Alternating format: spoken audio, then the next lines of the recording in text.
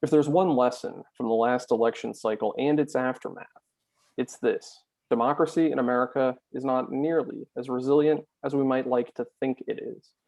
So, what does a truly functioning democratic republic look like? And what is required of us to actually create it? That is what our guest here, Dan Moulthrop, the CEO of the City Club of Cleveland, posits and asks. And this is what we'll work to unpack here in conversation on Democracy's Long Odds.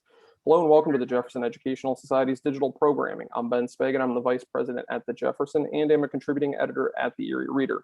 Now, joining me in conversation is Dan Moulthrop, the CEO of the City Club of Cleveland, one of the nation's great free speech forums. Founded in 1912, the City Club convenes more than 120 programs every year on just about every issue and topic of importance to Northeast Ohio. One of their recent projects, Democracy Unchained, looked at these questions with the help of more than 100 different thinkers, writers, and elected officials. Now, a bit more about Dan before we jump into the conversation. He was a co-founder of the Civic Commons, a Knight Foundation project creating a social media environment designed for civil civic dialogue. Prior to that, he was the award-winning host of Sound Ideas on 90.3 WCPN Idea Stream. A former public high school English teacher, Dan serves on the board of the Teacher Salary Project and Teach for America in Greater Cleveland. He also serves on the boards of the Ohio Debate Commission and Borderlight, Cleveland's International Theater Festival. He was a member of the Leadership Cleveland class of 2014 and a 2019 Marshall Memorial Fellow with the German Marshall Fund of the United States. Dan is the co-author with Dave Eggers and Nineveh Kalajari of the best-selling book, Teachers Have It Easy: The Big Sacrifices and Small Salaries of America's Teachers, which provided the basis for the 2010 documentary American Teacher. He was also the co-editor with R.A. Washington of a race anthology, Dispatches and Artifacts from a Segregated City. Dan is a frequent moderator of public conversation and has appeared on stage across the country, including the Aspen Ideas Festival and the Commonwealth Club of California. He received both his bachelor's degree in English literature and his master's of journalism from the University of California, Berkeley. He lives in Shaker Heights, Ohio, with his wife and 3 children. Now, folks, since this program is first airing live on the JES Facebook page, we're going to work our way through as many questions from you, the viewers, as we can as we host this event. If you have a question, just leave it in the comments section below. If you're watching or listening to a later broadcast of this event, still send us your questions, your comments. Keep this conversation going. Your engagement matters.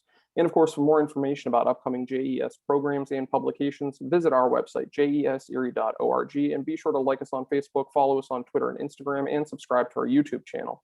Mr. Dan Moulthrop, thank you for joining me for this conversation on Democracy's Long Odds. And it's great to be here. And thanks to you, thanks to your colleagues at the Jefferson Educational Society. Really pleased to make this connection with all of you. Yeah, we are too, and I really value what you're doing in Cleveland with the City Club. A lot akin to what we're doing. Great to find somebody else out there pushing these conversations. You've spent a lot of time taking a look at democracy. So, as somebody concerned about it, why are you concerned about democracy right now? So, I mean, like, you could ask me this question almost any day, and I might have a slightly different answer depending on what the news was. But if you say right now, why am I concerned about democracy? The state of Georgia today or yesterday, a new piece of legislation passed the House restricting voting rights.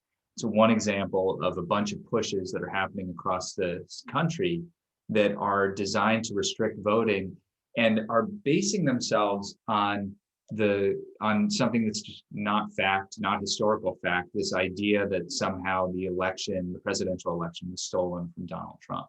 And we're seeing legislatures across the country do this. So that's like one example of what's happening today, right? Another example from this past weekend has to do with what happened at the CPAC conference, the Conservative Political Action Conference, or CPAC. We all know what it is. There's not a lot of conversation about policy that is happening there. It's mostly about personality. And when democracy requires conversations about policy, it requires conversations about ideas. Democracy is built around that. This idea of self-governance that we have devoted ourselves to is essentially about this project of having conversations about the challenges that we face together and thinking about the solutions that we can bring to bear to deal with those challenges. There's always this tension between the person and the policy, but ultimately what makes democracy work is that policies are implemented, we judge their effectiveness, we revise them, and we agree to do this as a collective, as a society, because we're all basically, the whole project is you put a little bit of money in, I put a little bit of money in, together we get to pave a road, right? And like it's really that simple at its base. But when one party decides that the policies aren't important, the only thing important is the personality, and to oppose the other party's policy ideas, then like what do we have?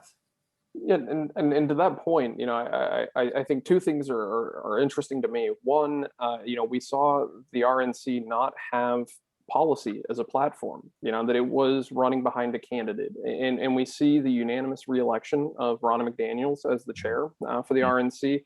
Mm-hmm. But I think coming out of that CPAC conference, what was interesting was the straw poll numbers that we're getting to see of who would still support a Donald Trump run as a candidate, but who then supports Trumpian politics. And there is a little bit of a gap between that, of them wanting the candidate to run versus them wanting this idea that we're now still grappling with. And I think it's premature to call it a post-Trump political arena, because he's still here. We know he's present. He's made his first public appearance at CPAC. But I think too, back to your point about Georgia, looking at voter suppression, how is it that in 2021 we're still dealing with voter suppression as an issue? Shouldn't we have figured this out as a country by now? Don't we want more people to be engaged in that process? Everyone's equal. We all get one vote, right? Right. Like that's the question that I come back to again and again, and it's a question that I think we all need to ask ourselves, is like, what do we value as Americans? What does democracy really mean?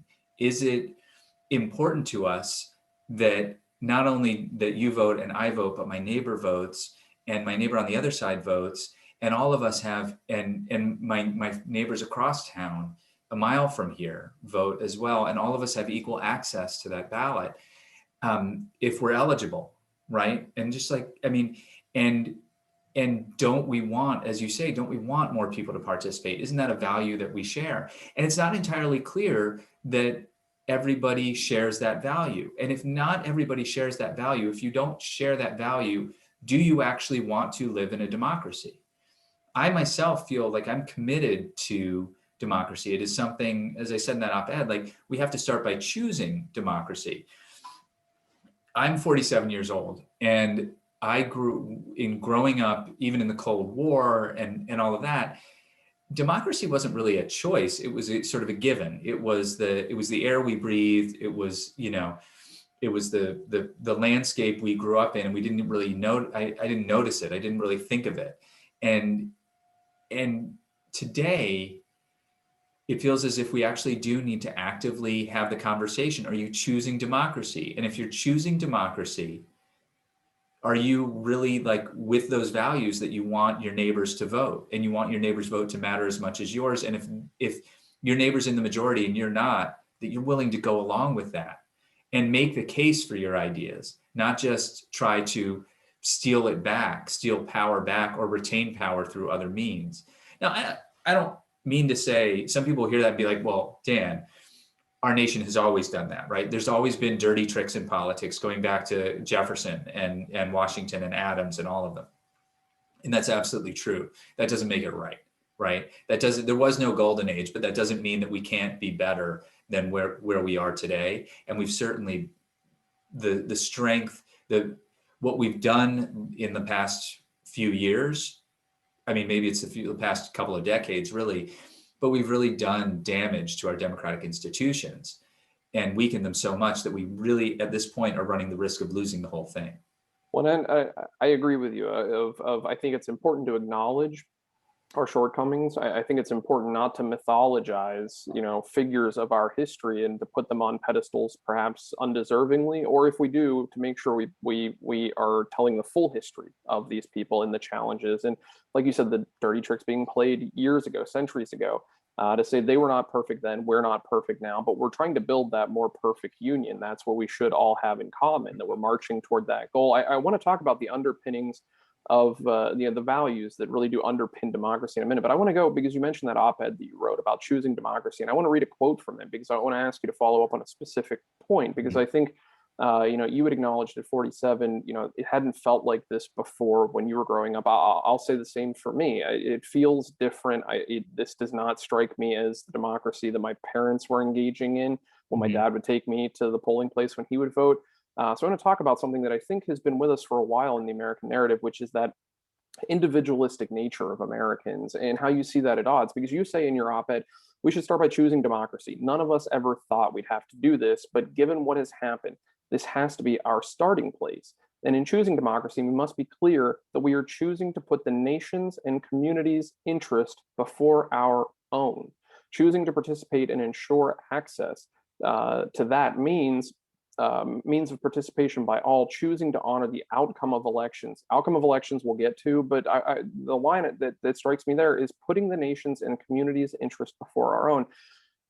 Doesn't that seem to go against our individualistic American approach? We're Yeah. Americans, we're the cowboys, we go at it on our own. That's something that we've been wrestling with for a while for our American identity.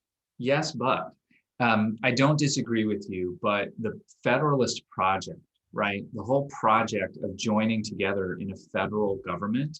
If you go back and read the Federalist Papers and think about what was happening when Hamilton and Madison and John Jay, and all of them were arguing about these things, that they understood the whole point was that these individual states couldn't do it on their own.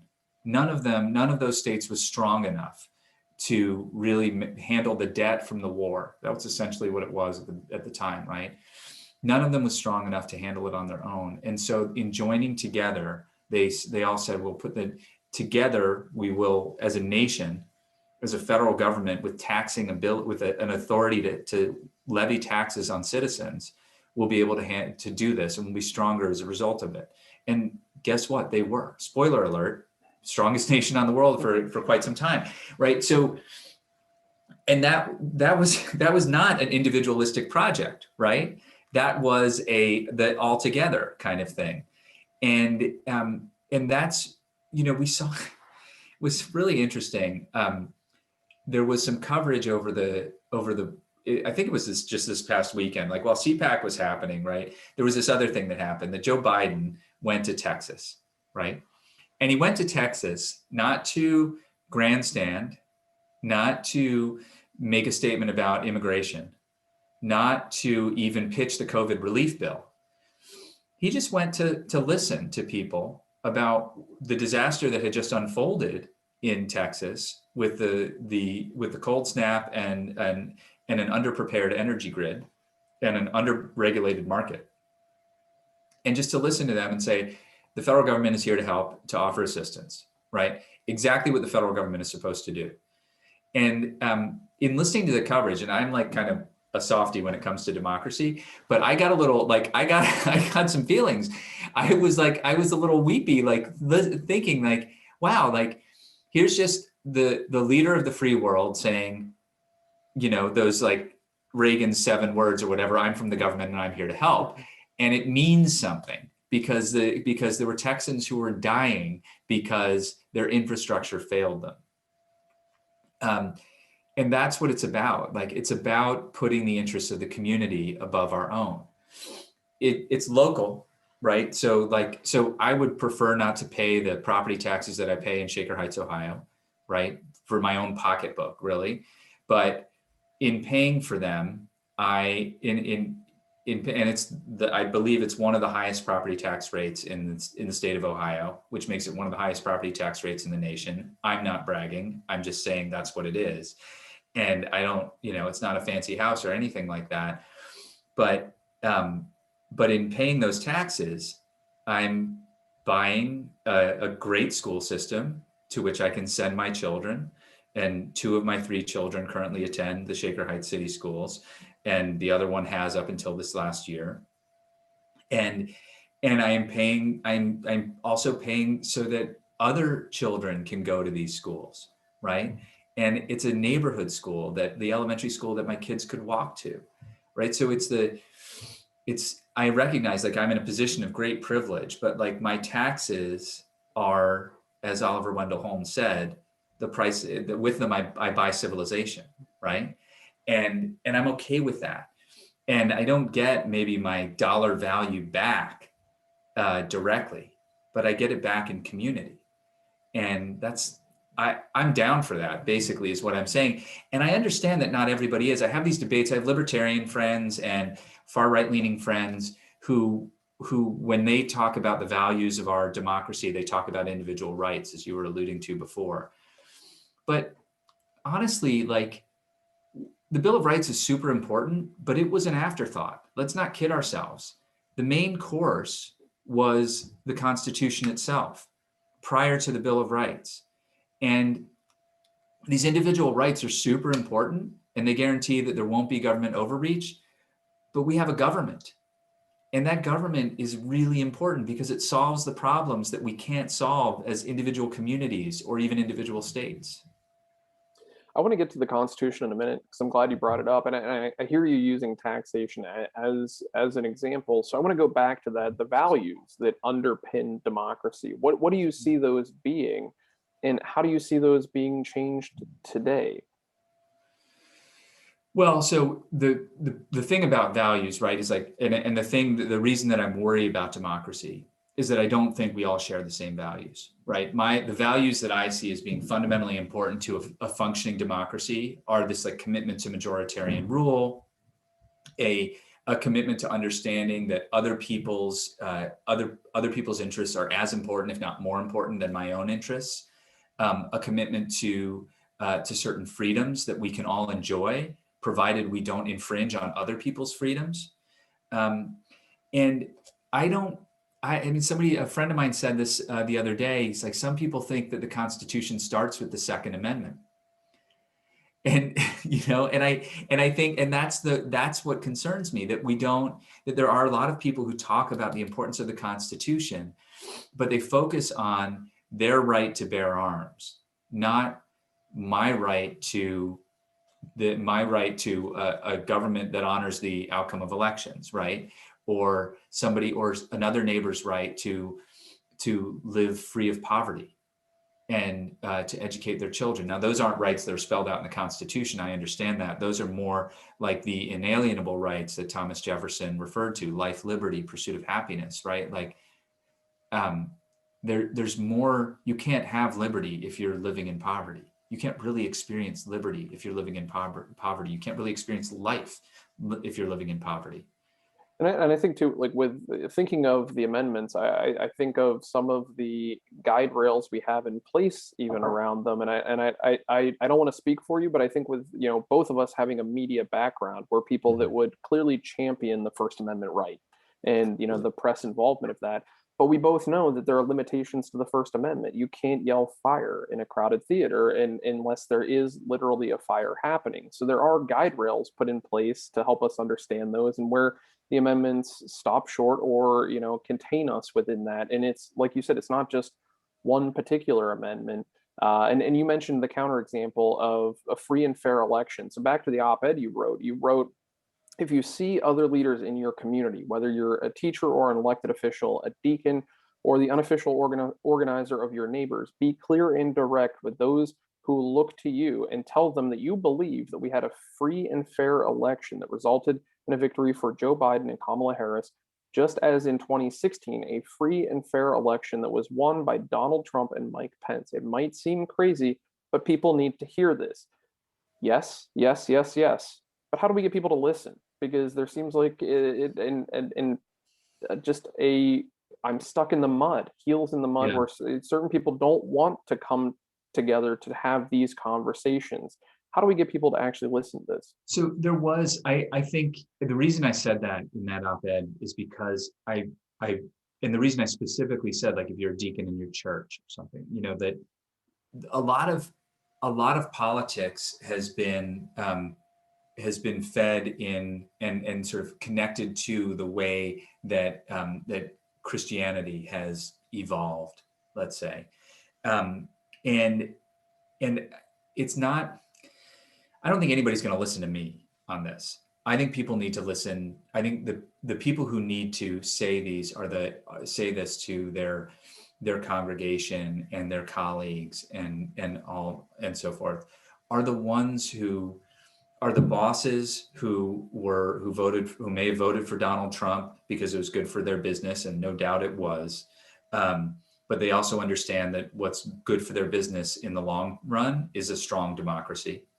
Um, I mean, you ask any business owner, like, particularly international businesses, I've talked to like the general counsel of Eaton Corporation, like, is democracy good for business? Yeah.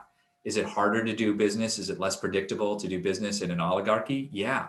And they have places that are where democracy is like, is backsliding, right? They have facilities, factories, right? What are they supposed to do? So, and I think that there are, in particular, people who voted for Donald Trump who understand that it was a free and fair election, and understand that what's best for democracy is really to honor the outcome of the election and to talk about the fact that it was a free and fair election. The fact that so many leaders, elected officials, and congregational leaders and others who still are perpetuating what we've all now come to refer to as the big lie about the election, that undermines this like core democratic institution. And the fact is that this core democratic institution is actually pretty healthy, but we have to continue to tell that story, and we have to believe that it is. We have to talk about it and understand that it is, because it's sort of like the money in your wallet, right? Like,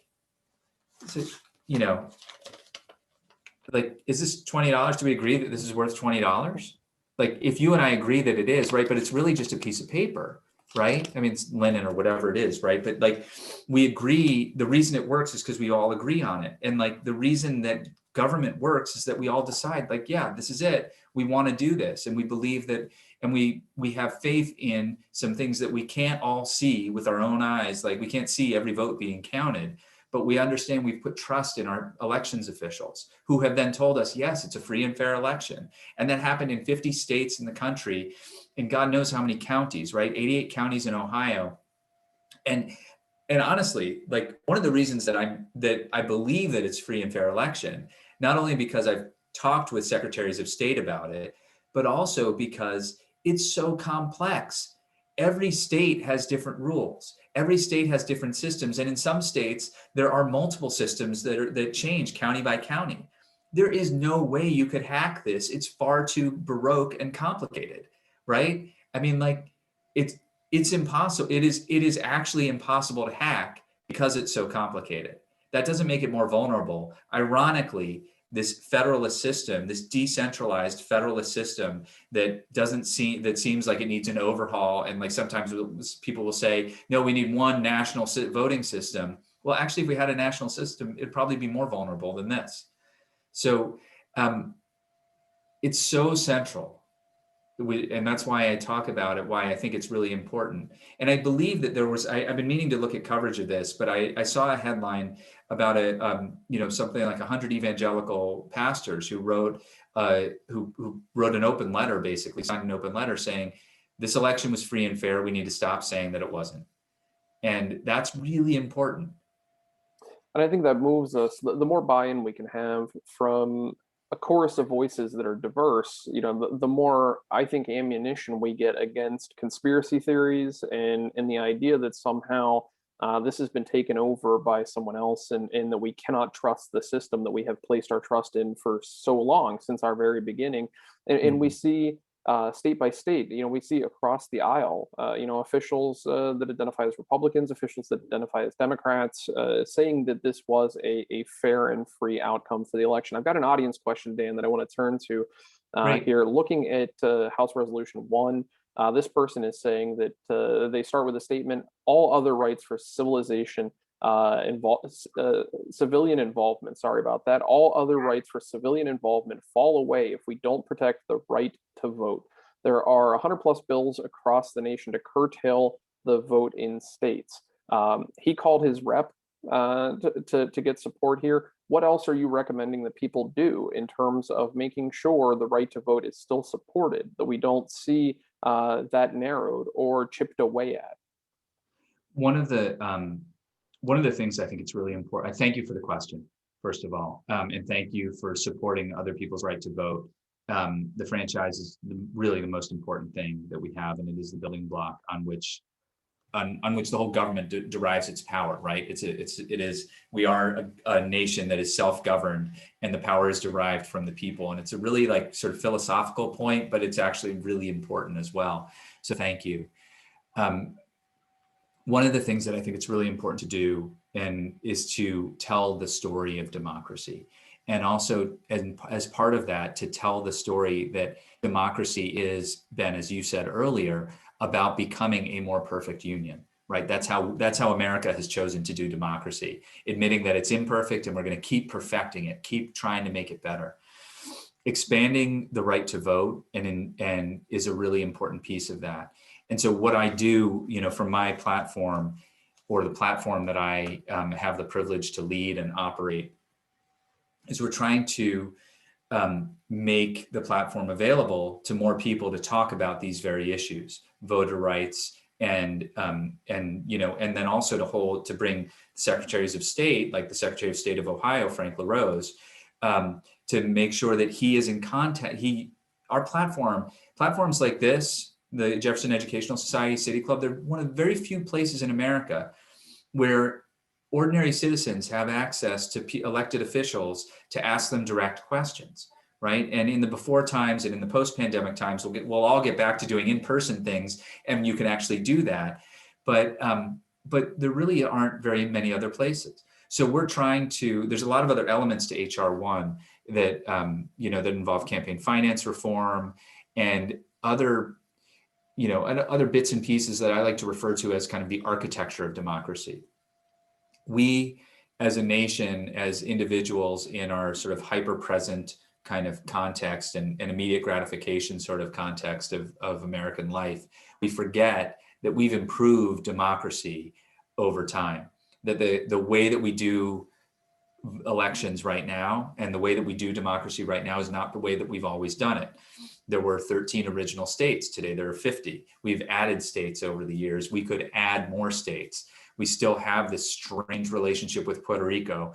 And there's no reason to think that Puerto Rico could not become a state in the same way that Hawaii became a state. There's no reason to think that Washington, D.C. couldn't become a state. Its population is larger than the state of Wyoming. And they have zero representation in Congress. So these are things that we could consider. Other pieces of the architecture of democracy include, with campaign finance reform, another piece that we want to look at, that we want to have conversations about at the City Club, is multiple member districts. We did one on ranked choice voting. There's also the notion of a multiple match in campaign finance reform, where if you are able to raise more dollars, I don't know if you guys have talked about this at the JES, but if you're running for office and you get X number of individual donations, then you get the match, if they're like smaller donations are worth a greater match from public dollars, which is a way to really shift the balance of power and the balance of, and the sort of scales of influence in congressional races. The point is, to answer the question, what I'm doing is to try to encourage more conversations about this, and specifically to host as many conversations about these different pieces of the architecture of democracy, because this is a beautiful house we've built, but sometimes it needs renovation. Sometimes you have to knock out some walls and put new ones in. And one of those new walls is doing digital programming. So Right. and folks not just in the Cleveland area can plug into those. And so real quick plug here, where do people find the programming from the City Club of Cleveland? So we're at cityclub.org. And I also want to encourage folks to check out Democracy Unchained, which you can find at democracyunchained.io. That was a series that we did starting in September and going through to January. We did 11 episodes. Each episode is somewhere between 70 and 90 minutes. And these were conversations with people like Jill Lepore and Tim Snyder, Michael Eric Dyson, Eric Liu, all about what does democracy need to, how do we shore it up and strengthen it? Because the stress test that we've gone through isn't the only stress test we will go through. And, as we think about the future as well, like one of the questions, Ben, that I like to think of and that I encourage others to think about is, what will it take to keep democracy, to make sure democracy is strong in the year 2100?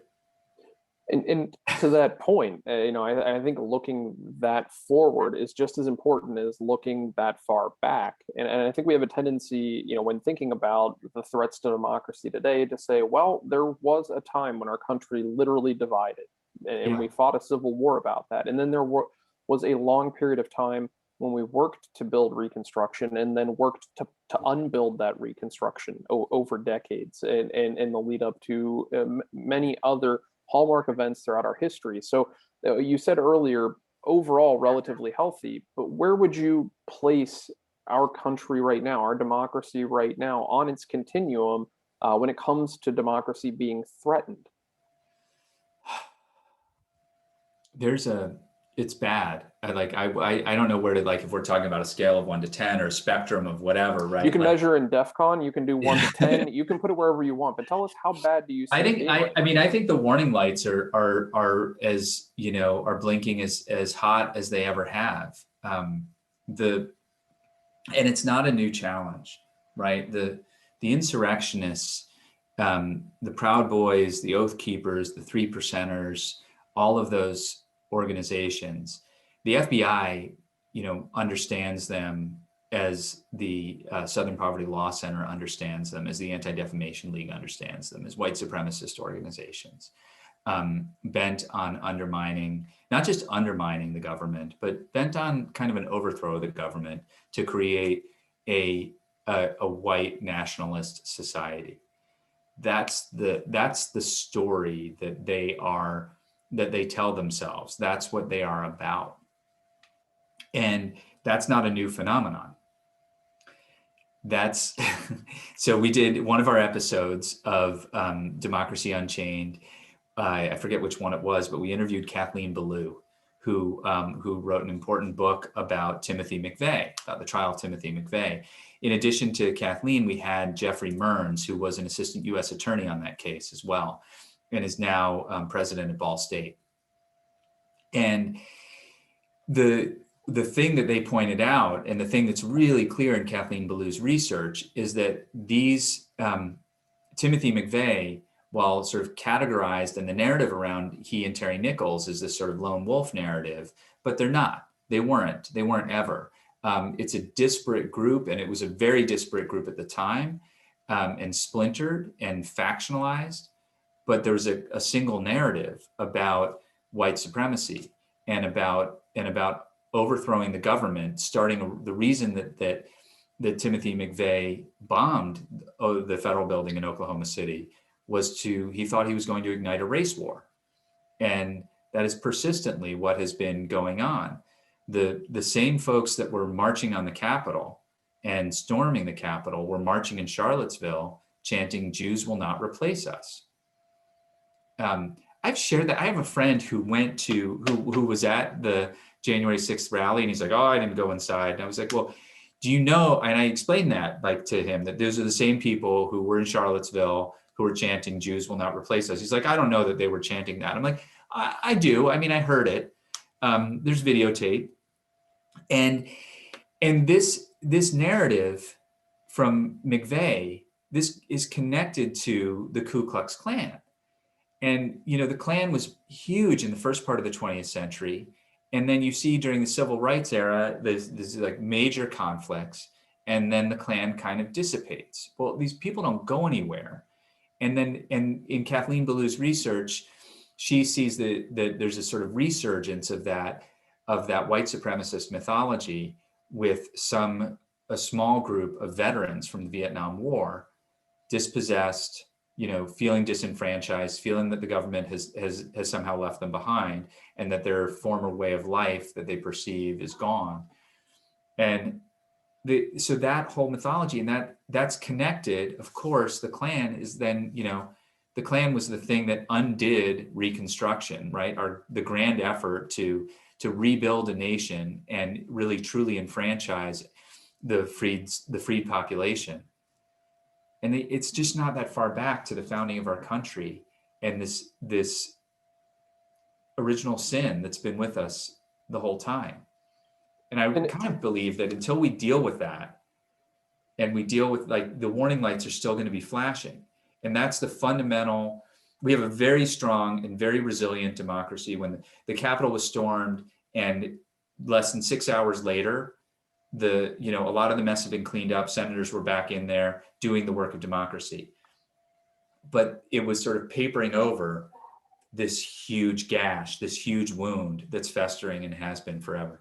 and so we talked about the ebb and flow of the public presence of these organizations in your episode of Democracy Unchained. Mhm. Where do we lay that at? Is it the rise of the internet and social media platforms as now an easier congregation space? Is it elected officials? Is it a change in the economy? Is it? What did you find in those conversations to say, here we are again having a conversation we've had before, but we're seeing it more pronounced? And I thought of that when you said, to your friend, you heard the chants, you saw the video, because now I think it's just much more accessible. We all have become, in ways, journalists ourselves. We pick up our smartphones and can record in real time what's happening. So are more of us seeing it?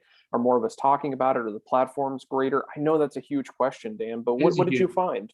It is a huge question. There These are big challenges. I mean, the media, whether it is the printing press, the radio, or the Facebook, right? It's always going to be a tool that can be used for whatever purpose. This iteration of new media is is easier to use, more accessible, and connects more people from disparate places than any media ever, right? It's extraordinary what it's capable of doing. It's organized revolutions it's made possible the organization of revolutions in Egypt and, across, the Arab Spring, that very hopeful but ill-fated moment. And it's made possible these insurrections as well. I don't know that this is us, right? We are to blame. We are all to blame. This is all none of us gets a pass. It's really what I keep coming back to is that it's incumbent on all of us to lean in, to tell the story of democracy, to understand and carve out our own place in all of this, and to commit ourselves to this thing of self-governance and to the action. Like, it's not this idea that somehow the most patriotic thing is to take a gun to the Capitol and break windows and stop an election. Well, that's a fraud. That's a farce. Like, that is the most anti-patriotic thing. The most patriotic thing would be to put down your, take your Viking cap off, take off your fur cape, get back home and run for school board. You want to make a change, then do it, right? Like, you want to be a part of this. Nobody is telling you can't be a part of these things. Nobody is telling you can't run for office. Nobody is telling you that your ideas don't matter. You are the person you're, and these are the tools that we've all agreed to use, right? So when you say, like, where do we lay the blame for this? I mean, I really think it's incumbent on all of us to stop seeing government as the problem and start seeing it more as the imperfect tool that we have at our disposal to improve our lives. And I think us as makers and fixers of that, and working with the tools that have been laid out in front of us. And I think that, when I think back on January 6th, at least for me now, I remember my parents, telling me about the Kennedy assassination. That was their American history moment day. They remember where they were, what they were doing.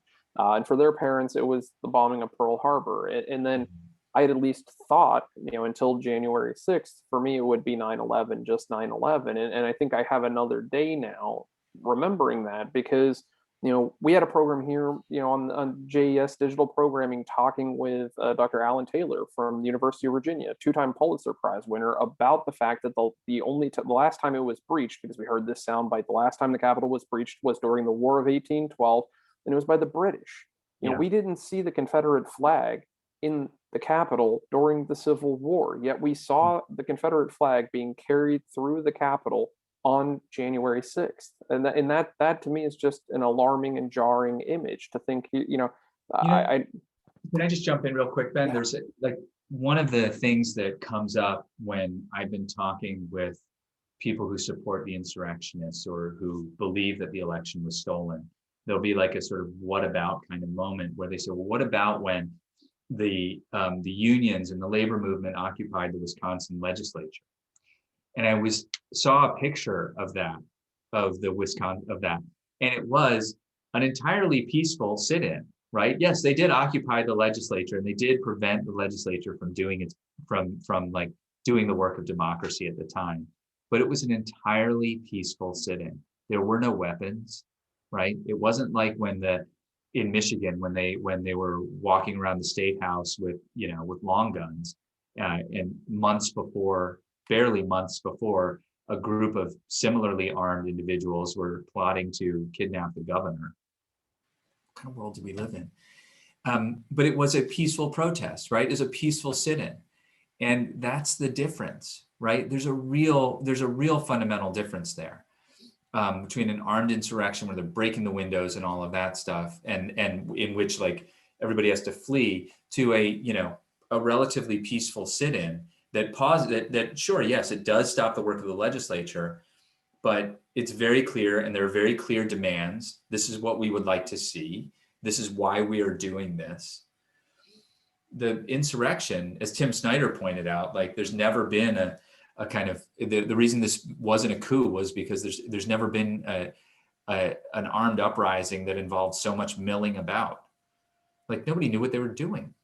It was weird. Anyway, I think, again, back to an earlier point you made, just because we have something to draw back to, because I think challenging these whataboutisms is a really important thing to be doing these days, because we hear these as counter arguments, and I think, back to an earlier point you made, just because it's happened in the past doesn't make it right, and doesn't make today's actions right. We can't use the past to justify the present if the past is something wrong.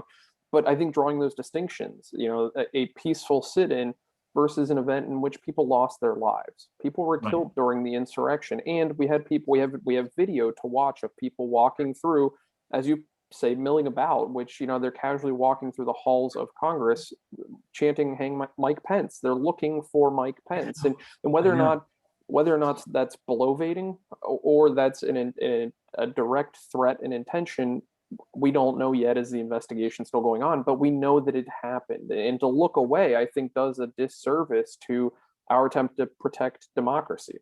Yeah, no, I don't think we should look away. I think that January 6th should be a moment when we examine the strength of our institutions, but also examine what is going on with these right-wing extremist organizations, these white nationalists, these extremist white nationalist organizations, and kind of remember the threat that they pose, because they're not in it for us. They're not in it for majoritarian rule. They're in it for this other white nationalist thing that doesn't involve that doesn't involve like civilization as we know it. Well, and I think that those are the competing narratives. We have a narrative emerging of a shrunken American ideal. America is for some, not all, and then some who have been working for, if America is not for all, it's for no one. And I think that goes back to wrestling with the Emma Lazarus's poem on the Statue of Liberty of give us anybody. We'll take the tired, we'll take the poor, we'll take the downtrodden. And I think that keeping that in the frame of reference of that's who we saw ourselves then, and that's who global peers saw us as, and gifting us the Statue of Liberty. Looking at history, do you think we operate ahistorically? Because we've heard the quote, we know those if we don't learn history, we're doomed to repeat it. And maybe we're not great students of the lessons of history. Maybe we try to operate ahistorically. Why are we not learning these lessons? Um, I I don't know the answer to your question directly, um, but I do think you point really important. Tend to operate ahistorically too often. There's an anti-intellectualism that is abroad in our country right now, and part of that is the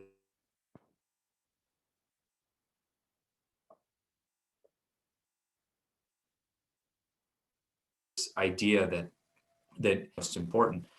But I think that these stories we tell ourselves are super important. The stories we tell ourselves, about our country, is really important. Jill Lepore talks about this a lot in her book These Truths, which is seeks to recast the story of America, and it's important that we think of our story not as something heroic, but as something human. That the story of America is the story of a lot of bad decisions, a lot of awful decisions, but also a lot of beautiful things too. I learned the other day, just yesterday, I learned this. There's a part of Ohio, a bit to the west of you, a lot to the west of you, west of Cleveland, called the Firelands.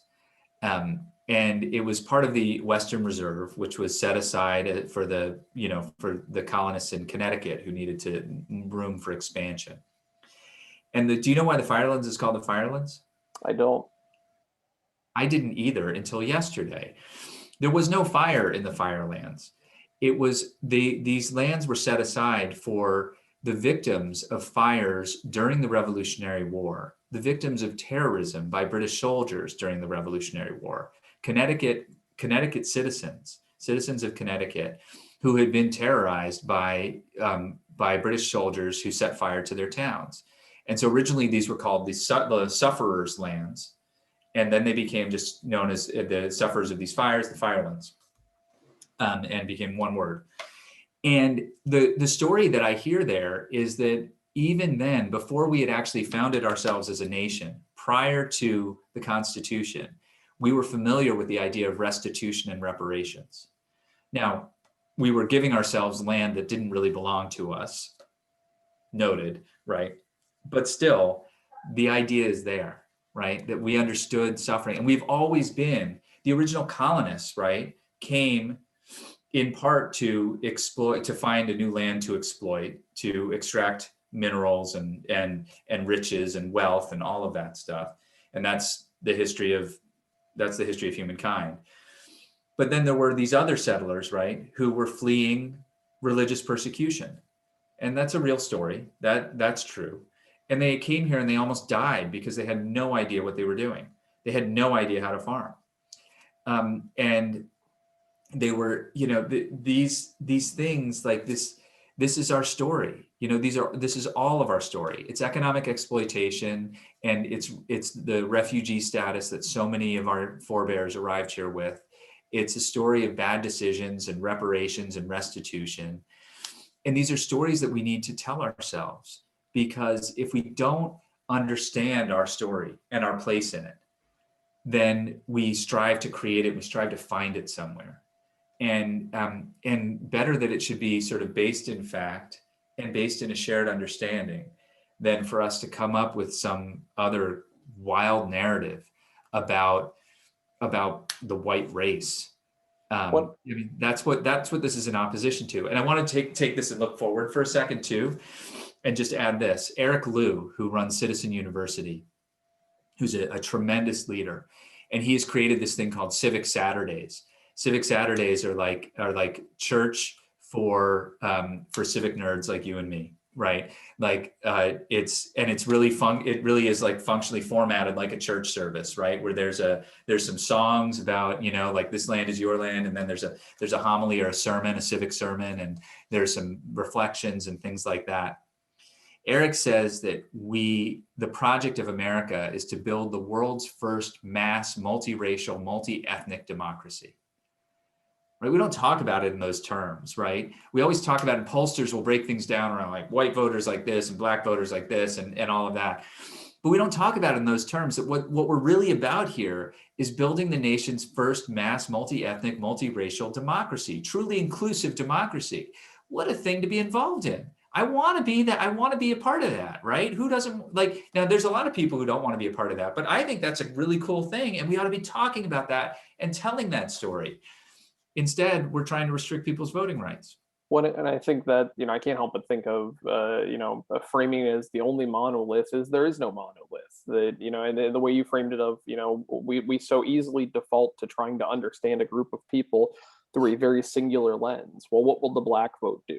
What will the Latino vote do? What will the Latino vote do? Yeah, and I think thinking about America as that, as we originally called it, a melting pot, but to think of it as the diverse nation that we've continued to build, I think speaks to that evolution of our future and that path toward the inclusive America versus the reductive America that reduces it down to it's only for some and not for all. And I think thinking back to that story of the Firelands, of the complexity of that story, of the benevolence of gifting land to people who have suffered, yet the land's not ours to gift. And I think just acknowledging the fullness of that history, I think is part of the American story and trying to understand the complexity of what America is and what our democracy is.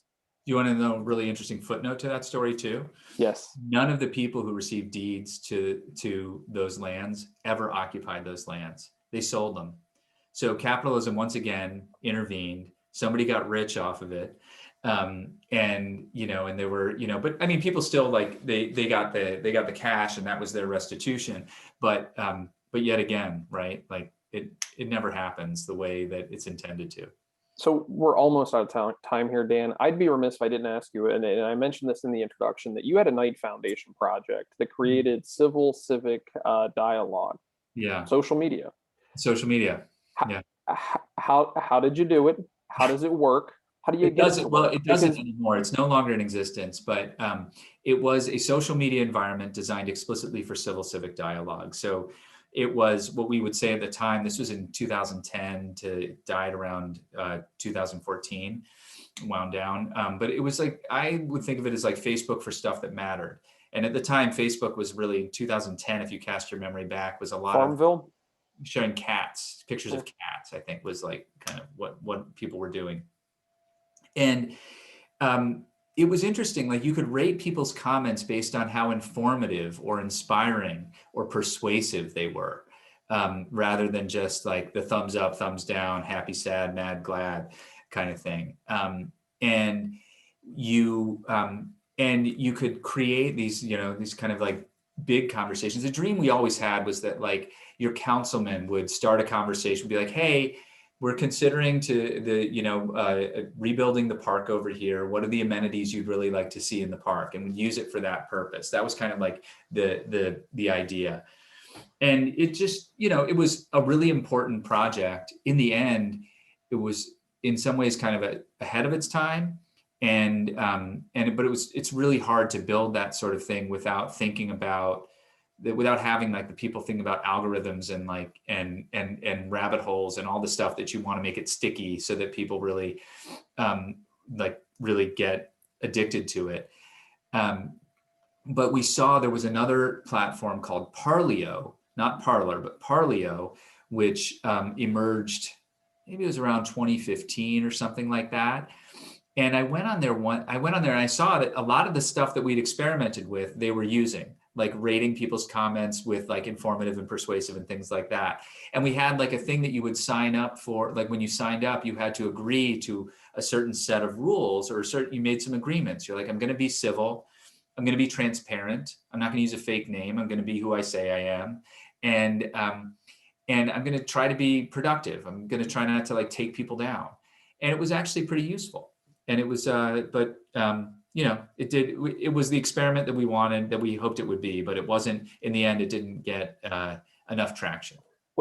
So I say let's bring it back. Let's find a way to do that. And because it makes me think of in his book, The Assault on Intelligence, General Michael Hayden talks about taking the Rotten Tomatoes approach to information. Of you have both the consumer Mhm. and then the industry peer reviewing these. So on Rotten Tomatoes for movies, you see two classifications.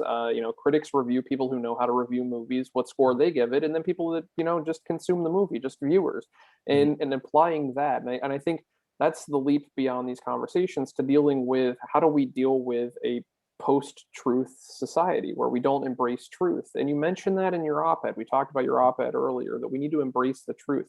How do we get back to a place where we can embrace just simple truths, even if we happen not to like them personally, or we happen not to find them comfortable, but we embrace the truth for being the truth? How do we get back there? Big question at the end. I really, yeah, I can't. I mean, there's so many things standing in the way of that goal right now. What would you The say are the biggest obstacles then?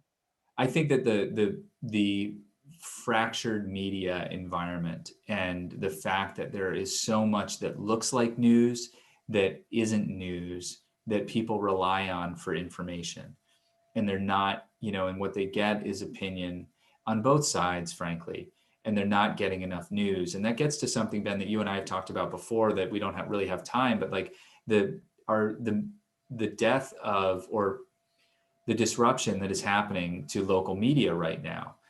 We don't have enough accountability media at the local level. And what we do have, a lot of people don't know exists and don't know how to access. And there's a lot of stuff that looks like news, but it's actually not at all. And even the stuff that is news still has all this kind of clickbait attached to it. Everything I read on Cleveland.com, it ends with like six like fake news stories that they're inviting me to click, right? And like you see that on every website, and it's really hard. It makes like the news and information environment is really fraught right now, and I think that is what makes the truth so elusive. And I think I don't know what we do. I think we have to keep working at it, and we have to support journalism projects, local journalism projects that are devoted to truth over profit, and devoted to fact over clicks. But then we also have to like get people to also click on them. Right. But I think it's the value of news reporting as a public service, seeing that as a public service, that we need it. We need these outlets that we can A, trust, B, rely upon, and C, share with our friends, our foes, our families, Yeah. anybody, that we know we can trust this when we say, hey, you should read this, you should look into this, and find ways to support that. Yeah, It, the business model of the 20th century media is a quirk of the 20th century, right? And like the transition is really hard, and we'll get to a new business model. But I think that you're right, that a nonprofit business model that privileges truth and fact over profit is really important. and we've seen journalism threatened before. It too has never been a perfect institution, but I think we've worked to improve it, and now is a critical time to do that. And I could go on days talking about that with you, and maybe that's an opportunity for us to have another conversation to It could unpack be. that. But here at the end, I want to ask one last question, Dan. Okay. Earlier, you said alarm bells are ringing. We might see the sirens. The threat is clear and present to democracy. But I detect some hope in your voice. So here at the end, what gives you hope that we're going to see things get better, or work towards seeing things get better, um, before they get worse, or they don't get worse at all? What gives you hope? This is what we do, as humans and as Americans. It's like we lean in and we solve problems and we step up to lead. There's a mayor's race this year in Cleveland, and it's probably going to be the most competitive and interesting mayoral race we've seen since I moved to town in 2005, because our current mayor is probably not running. He hasn't fully announced that yet, but that means there's room for a lot of people, a lot of very qualified and interesting candidates who want to lead. And that's just one example, right? But that's what happens. in spite of how difficult the job is, there are people who want, our Senator, Rob Portman, is stepping down. And we, in 2 years from now, we'll have a new senator. And it's going to be, there's a lot of really, really qualified people who are interested in that role. And those are people will step up. Our institutions also, the other thing that gives me hope is really the underlying resilience of our institutions. In spite of all of this, our institutions are strong, and I know people who are serving in the Biden administration and awaiting confirmation, and they're good people, and they're committed. And there were good people in the Trump administration, don't get me wrong. And honestly, like, we could have had a whole conversation about policies that came out of the Trump administration that were actually really good policies, really good for America, but nobody took any time to talk about them because everybody's so focused. Even members of his own party were so focused on the person himself.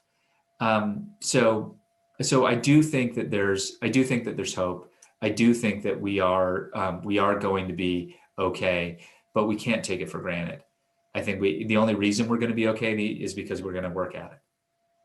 What a hopeful note to end on. I want to invite you back to talk about policy, because we've got to talk about how we get policy to be an exciting thing, that we talk about that and not cults of personality, not just one, but others. But we talk about policy. We look at that. We look at the future of journalism. We unpack more about the Constitution, which we didn't get a chance to get back to, but an enduring document that we can edit and we can continue to improve upon. We have that ability as a people. But Mr. Dan Moulthrop, the CEO of the City Club of Cleveland, one of the nation's great free speech forums, thank you for taking the time, energy, and effort to join us here in conversation to talk about democracy's long odds. Well, Mr. Ben Spagan of the Jefferson Educational Society, you're very welcome. It was a real pleasure. Thank you for having me. And a big thanks to all of you watching along at home, tuning in, whether you watched in real time, live on the JES Facebook page, or catching a later broadcast of this, streaming it on demand, listening to it. Thank you. Without you, these programs are not possible. These conversations can't happen. Dan, for folks looking to connect with you and your conversations at the City Club of Cleveland, where do we point them to? cityclub.org, and you can click around there. You'll find my contact information. I'm also on Twitter at Dan Moulthrop. Fantastic. Folks, for more information about both upcoming programs and past discussions available now for that on-demand streaming, please head to our website, jeserie.org. There you're also going to find a wide range of publications, from timely reads on current topics to reports, essays, and more. And of course, be sure to like us on Facebook, follow us on Twitter and Instagram, and subscribe to our YouTube channel. For the Jefferson Educational Society, I'm Ben Spagan. Be safe, be sound, and thanks for listening and learning with us.